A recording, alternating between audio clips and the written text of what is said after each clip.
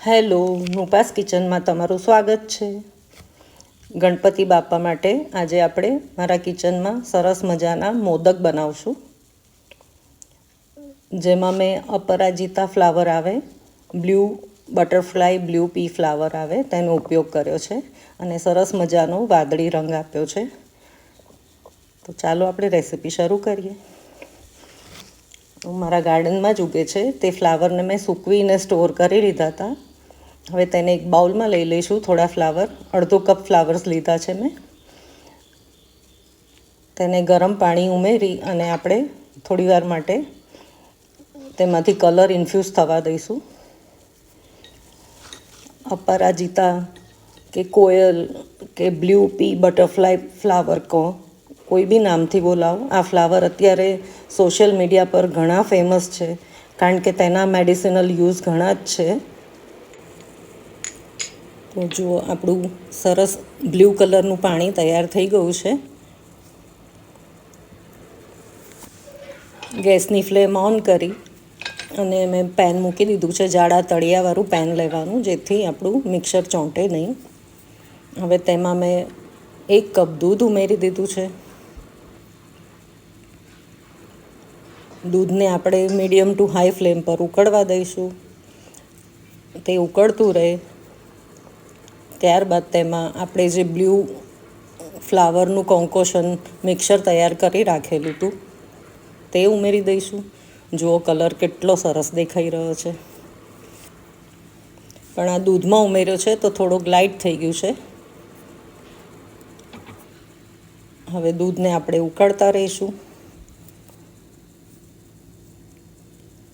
દૂધ ઉકળતું રહે ત્યારબાદ તેમાં મેં અડધો કપ મિલ્ક પાવડર ઉમેર્યો છે. તેને આપણે સરસ ગાંઠા ના રહે તે રીતે મિક્સ કરી લઈશું અને હલાવતા રહીશું મિક્સરને સ્પેટ્યુલાથી. આ મિક્સરને આપણે મીડિયમ ટુ હાઈ ફ્લેમ પર રાખી અને સતત સ્પેટ્યુલાથી ચારવતા રહીશું. જો આપણું મિક્સર લમ્પ ફ્રી તૈયાર થઈ ગયું છે. તો હવે તેમાં આપણે 1/3 કપ કોપરાનું નારિયેળનું છીણ ઉમેરી દઈશું. જે ડેસિકેટેડ કોકોનટ આવે તે જ ઉમેર્યું છે મેં, તે જ લીધું છે. અમે દૂધમાં પણ ટ્રાય કર્યું હતું ફૂલ ઉમેરવાનું, તે પણ ઉમેર્યું છે. હવે 1/2 કપ નારિયેળનું છીણ ઉમેર્યું છે. ત્યારબાદ આપણે સરખું તેને મિક્સ કરી લઈશું, જેથી આપણું મિક્સર લમ્પ ફ્રી થઈ જાય. અને આ રીતે કિનારીથી સ્પેટ્યુલાથી ક્લીન કરતા જઈશું પેનને. ત્યારબાદ મેં અડધો કપ કન્ડેન્સ મિલ્ક ઉમેર્યું છે. તમે ઈચ્છો તો ખાંડ પર ઉમેરી શકો છો, પણ આપણે પેલું પાણીવાળું મિક્સર ઉમેર્યું ને, તો મેં ખાંડથી બી વધારે પાછું પાતળું થઈ જાય મિક્સર અને કૂક થવામાં વાર લાગે, તેથી મેં કન્ડેન્સ મિલ્કનો ઉપયોગ કર્યો છે. જો હવે આપણું મિક્સર સરસ ઉકળી રહ્યું છે અને કલર બી લાઇટ બ્લુ સરસ આવી રહ્યો છે. તમે પણ બનાવતા હશો ને મોદક? મને કમેન્ટમાં મોકલજો લખીને તમે કઈ રીતે મોદક બનાવો છો ને કઈ ફ્લેવરના બનાવો છો. મને બાપા માટે મોદક, જાત જાતના મોદક બનાવવાની ખૂબ મજા પડે છે. અને આ રીતના નવી જાતના મોદક બનાવીને બાપાને ધરાવીએ તો બાપા પણ, ગણપતિ બાપા ખુશ થઈ જાય. આપણું મિક્સર પણ હવે ઘટ્ટ થવા માંડ્યું છે. તો આ સ્ટેજે 1 ચમચી આપણું ઘરનું દેશી ઘી હોય તે ઉમેરી લીધું છે મેં, જેથી શું મિક્સરને ગ્લેઝ મળે અને આપણો માવો સરસ પરફેક્ટ બનીને તૈયાર થાય. જો આપણું મિક્સર ઘણું જ ઘટ્ટ થવા લાગ્યું છે, તો આ સ્ટેજે આપણે 1 ચમચી ઇલચીનો પાવડર ઉમેરી દઈશું. મેં કેસર કે કશું ડ્રાયફ્રૂટ ઉમેર્યું નથી, જેથી શું આ કલર મેન્ટેન રહે. તો ફક્ત ખાલી એલચી જ ઉમેરી છે. વિડીયો લાંબી ન થઈ જાય તેથી ફાસ્ટ ફોરવર્ડ કરીને તમારે માટે એડિટ કર્યા વગર મેં પોસ્ટ કરી છે. તો વિડીયો અંત સુધી જરૂરથી જોજો અને મારી વિડીયો જોવાનું ગમતું હોય તો લાઈક જરૂરથી કરી દેજો અને સબસ્ક્રાઈબ ને શેર પણ કરી દેજો મારી ચેનલને. Thank you. આપણો મોદકનો માવો મિક્સર પણ તૈયાર થઈ ગયો છે. તો હવે તેને આપણે એક ડીશમાં કાઢી લઈશું અને તેને રૂમ ટેમ્પરેચર પર ઠંડો થવા દઈશું. ઠંડો થઈ જાય એટલે આ રીતે મેં મોદકના મોલ્ડ મળે છે તે લીધા છે. હવે તેને ઘીથી ગ્રીસ કરી અને તેમાં થોડાક પિસ્તાના ટુકડા મૂકીશું, જેથી મોદક બનીને તૈયાર થાય ને તો ખૂબ સરસ લાગે. તમે એમને ઈચ્છો તો એમને પણ બનાવી શકો છો, પણ મેં આ રીતે પિસ્તા મૂક્યા છે. અને પછી તેમાં આપણે માવાનું મિક્સર મૂકી અને મોલ્ડને બંધ કરી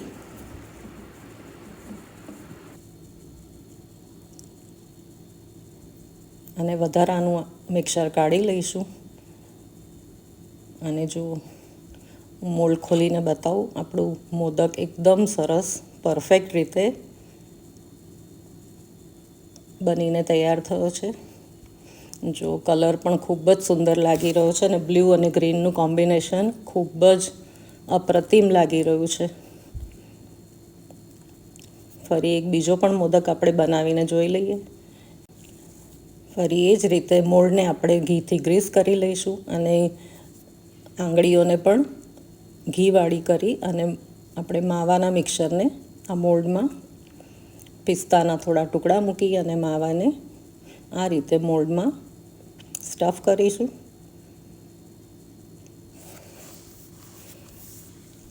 અને આ મોલ્ડથી મોદક બનાવવાની ખૂબ મજા આવે છે, કારણ કે એનો ઘાટ એટલો સરસ થાય છે. મોદક ખૂબ સરસ બનીને તૈયાર થાય છે.